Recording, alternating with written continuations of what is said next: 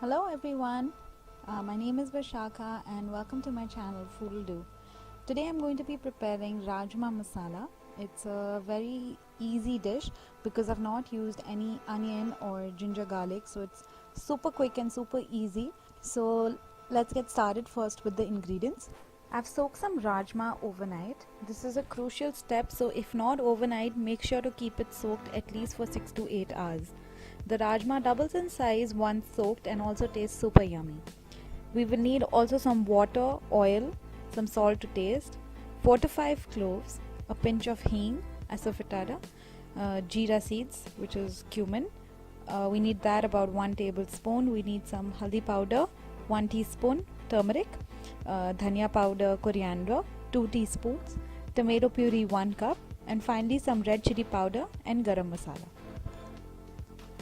Add the soaked rajma into a pressure cooker along with any remaining water in the bowl. Add enough water so that the rajma gets fully submerged into it. I've added about 1.5 glass.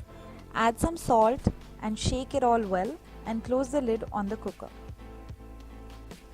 Place the cooker on high heat until the first whistle.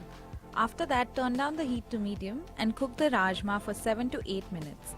While the rajma cooks, we will now make the masala. Take a fresh pan and add some oil to it and wait for it to get heated. Add a pinch of hing, asafoetida, and mix it well in the oil. Remember to not put too much of it or it will make the oil bitter. We will now add the cumin seeds and cook it in the oil for about 1 minute so that all the flavors gets absorbed into it. Rajma is one of my favorite dishes since I was a kid, and this simple method makes it very easy for me to cook it just the way it tastes back home. Moving on, I'm adding some cloves into the oil, turmeric powder 1 teaspoon, mixing it all, and coriander powder 2 teaspoons. We will mix all these spices in the oil and cook it for a few minutes. Remember to keep the heat on low to medium as the spices might burn on high heat. Now I'm adding the tomato paste. I'm using the ready-made paste available in the market, but you can make fresh tomato puree in a blender at home. Now, since this is the ingredient that is making our masala, be generous with it. I've used approximately 1 cup of the paste, but you can use more or less depending on the quantity of your rajma. You can adjust the heat so that the masala cooks properly but does not get burnt.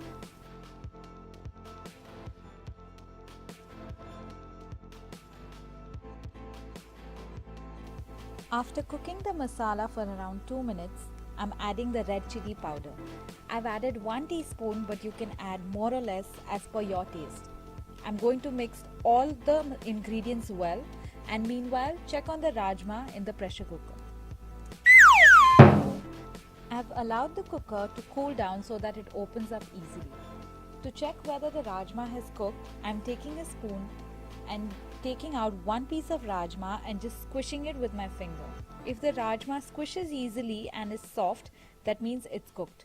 If at this point your rajma is not cooked, just add half a glass of water into the cooker and cook the rajma on high heat for 2 minutes.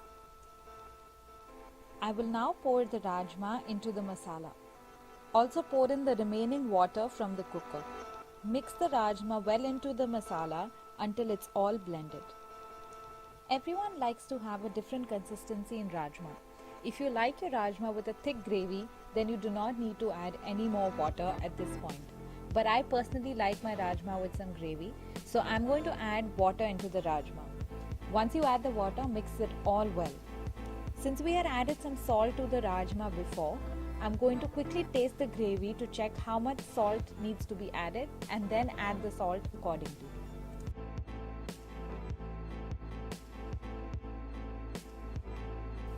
We will now cover and cook the dish for about 2 minutes.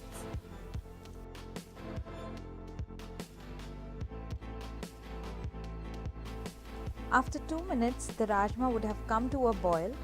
Stir it all well and we add our last ingredient, which is the garam masala. One final stir and there you go. Voila, your rajma is ready.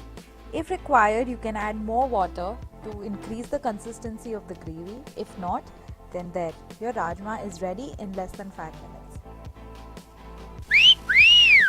Thank you for watching. If you like this video, give it a thumbs up. Do try this recipe and leave me a comment below. Don't forget to subscribe, and loads of love to all the foodies.